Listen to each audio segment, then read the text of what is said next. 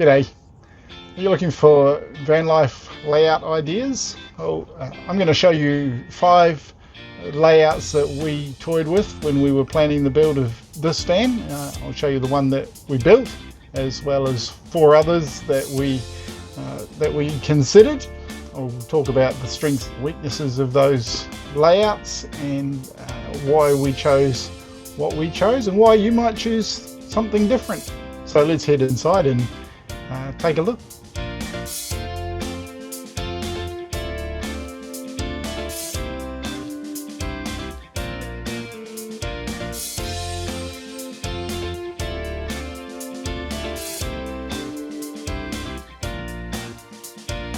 So this was a version with a north-south facing bed. I wanted to fit in a north-south facing bed so that we could get a full-length queen size mattress in for the sake of comfort. So that was one of the strengths of this layout. It had a pantry over the fridge, so you can see fridge over the wheel arch there with the pantry. It had a reasonably generous bathroom with a toilet. It had the seating at the front and a kitchen. Kitchen is not huge, but so the strengths of this plan were that it did have a generous sized bed, which I would really have liked to have been able to do. Quite a bit of under bed storage there. It had a semi-zoned sort of a layout, so you've got a living area at the front and then you've got your bed at the back, so you could have a bit of separation. It had some convenient storage under the seat at the front here. Gives you somewhere to store shoes and that sort of thing. So yeah, that's quite a handy thing to have. It had an okay sized kitchen bench. It's not huge. Without a floor to ceiling cabinet on the passenger side, on the near side of the vehicle, it had a little bit more of an open feel than one that we've actually ended up building. But the weaknesses are that the north-south bed orientation eats a lot of space, and that's space that you then can't use for anything else. It means that the kitchen bench is smaller than it could have been. It means there's no space for a wardrobe or drawers for clothes storage, and the table, which goes in this front area here, ends up being quite small. So those are the kind of the main weaknesses of this plan, and ultimately because of the amount of space that the bed eats up, we rejected that as our layout and considered other options. Okay, so then the next option that we considered was going to an east-west bed layout, which you can see here. You still get a decent amount of storage underneath, but so the features of this one, east-west bed layout, quite a generous length kitchen bench. The bathroom in the front corner there, so it kind of tucks it out of the way a little bit. It's got a wardrobe and drawers and a dinette on the side. So strengths for this layout: the convertible seating area. The dinette gives you the option of using the table, dropping it down, and having a longer seating area, or having the table up and you can have two people sitting comfortably at the table, or you can have somebody sitting at the table and you know, working, reading, working on a computer or whatever, and the they're kind of out of the way, and you could have somebody else who's working in the kitchen, having a shower, getting dressed, whatever. They're free to move about, and this person who's sitting at the dinette is not going to be in the way. So that's quite a significant strength of this layout. It's a fairly open layout. You're looking through the vehicle down in this area, basically through most of the kitchen and across the bedroom area. It's quite an open sort of a layout, and so that's a strength, I think. It'd be nice to have a fairly open layout, and the bathroom just doesn't dominate because it's kind of tucked into that front corner there. So that's nice. Like that in that layout. It's a nice, good sized table. The table size isn't really compromised in this layout, so that's good. I like that about it. So those are the strengths. The weaknesses, though, limited food storage. I mean, it's probably not too bad with the amount of kitchen bench space, and so kitchen cabinetry that you end up with, but it is limited food storage. There's not the zoning in the van, so if you want to get sort of some time a little bit away from each other in the van, this layout's not so good for that, because the seating area and the bed area are right next to each other, and it lacks convenient storage at the door for things like shoes and whatever else you might want to keep there handy at the door that you can reach without actually having to get into the vehicle. So those are the weaknesses of that plan from my perspective. So let's move on to the third option. So the third option is a bit of a variation on the second one, and still an east-west bed, still got the storage underneath, but this time we've got a dinette that goes across the van instead of lengthways, and then you end up with this galley style kitchen. So still bathroom tucked in the front corner, wardrobe and drawers there for your clothing storage, just a little bit of a different layout. So strengths of this layout, again, it's a fairly open sort of a layout. It's going to be easy getting in and out of the bed with the seating arranged the way it is. Easy to climb in and out of the bed. Having still a convertible seating area, so you can drop that table down and have a longer seating area where you can snuggle up on the couch together, or stretch out. So that's quite nice. It has, again, the convenient clothes storage, with your wardrobe and drawers there next to the bathroom. That's quite good. And again, the bathroom doesn't dominate the layout. It's basically pretty similar to the last one, but yeah, it's definitely got its strengths. So weaknesses of this layout, again, limited food storage. You don't have a pantry. You've got a reasonable number of drawers or cupboards or whatever, so it may not be a huge issue. You could overcome some of that with more overhead cupboards. Obviously, there's what I've drawn, but there's what you could actually build in. You could build more in.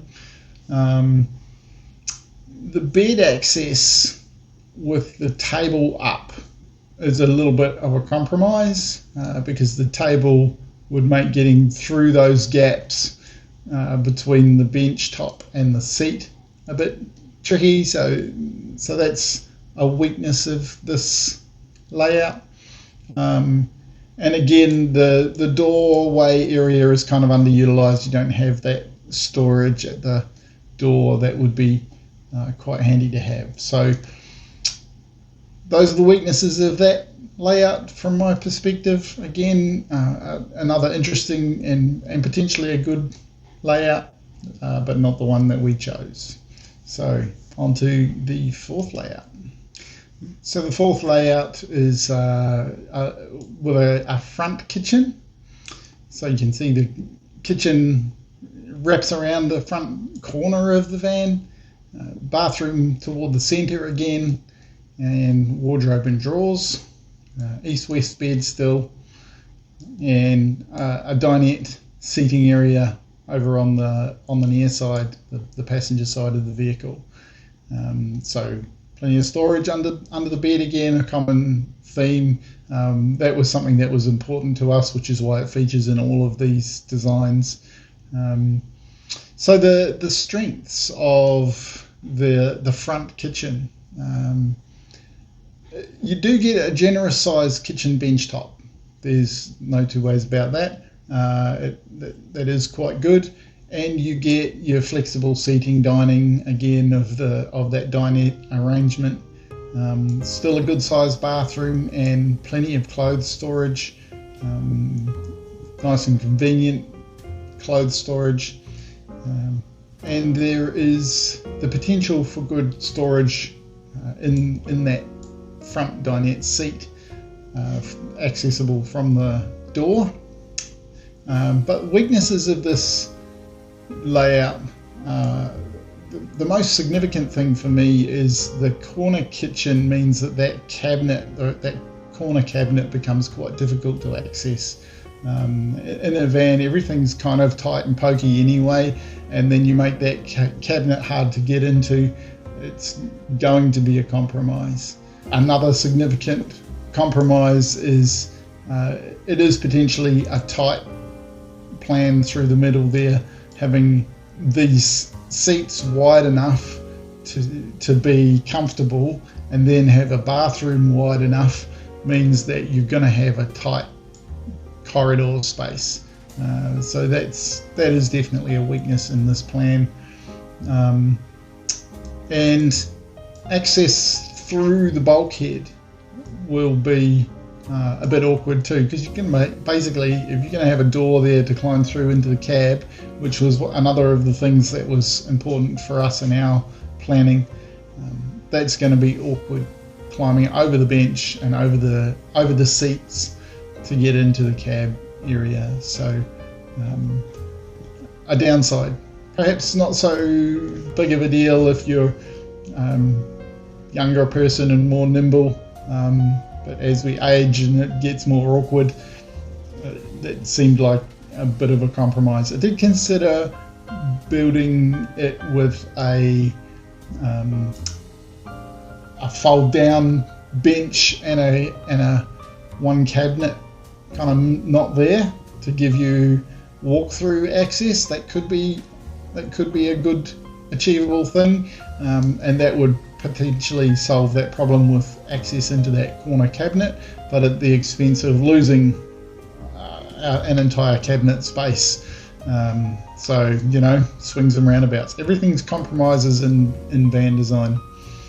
So let's move on now to the final design, and that's the one that we built. And as you'll see, the one that we built takes ideas from some of those other plans, puts them together in a slightly different way again.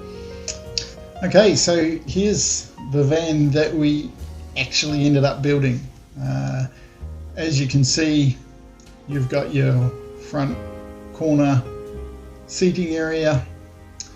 You've got your kitchen bench opposite a centre bathroom, a wardrobe with drawers next to the bed, east-west bed, still overhead cabinets. It's not exactly as we built it. We've got some shelving in place of some of the cabinetry and stuff, but you know, it gives you the idea. It's close.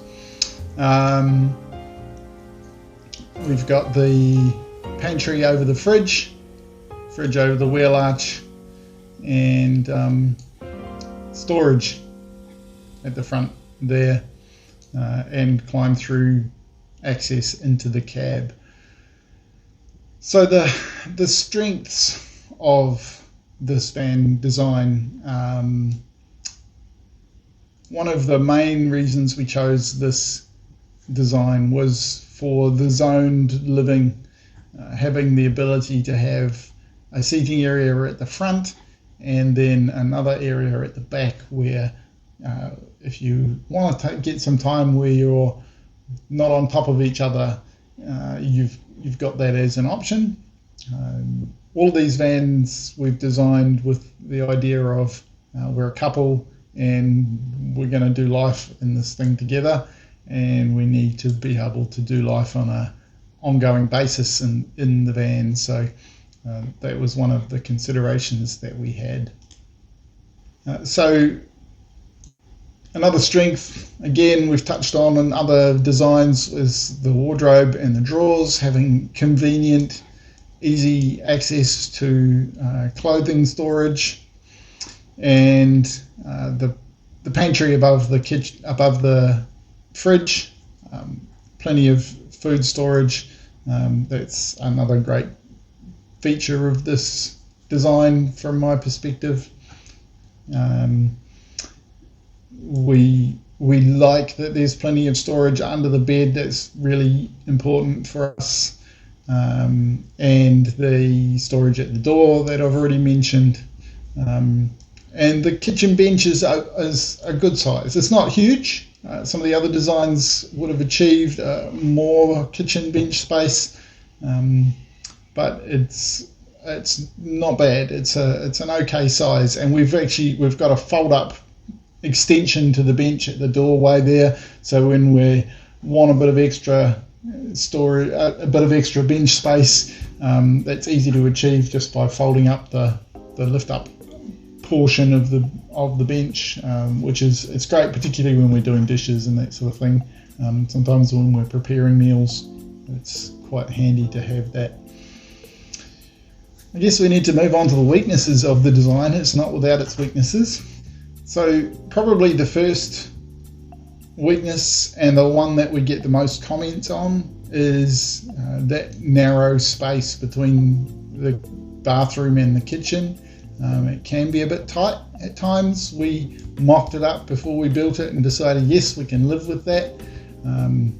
We don't mind having to squeeze past each other. Yes, occasionally we can get a little annoyed with it, but most of the time it's not an issue for us.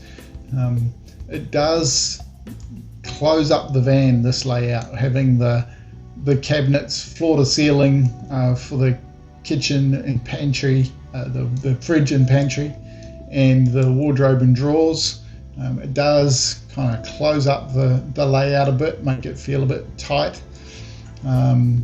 And the seating area at the front, it's okay, but it could be more generous. And if I was to kind of go back and do it over again, I might sneak a bit more space out of the bathroom to make the return on the seating a bit more generous. What's actually shown here in the drawing is bigger than what we ended up building. So yeah, that is a weakness.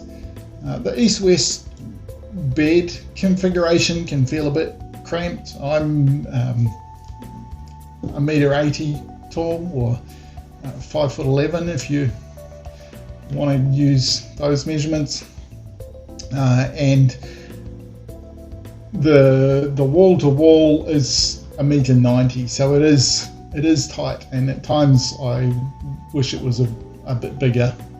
And I guess the final weakness from my perspective is the size of the table that we have.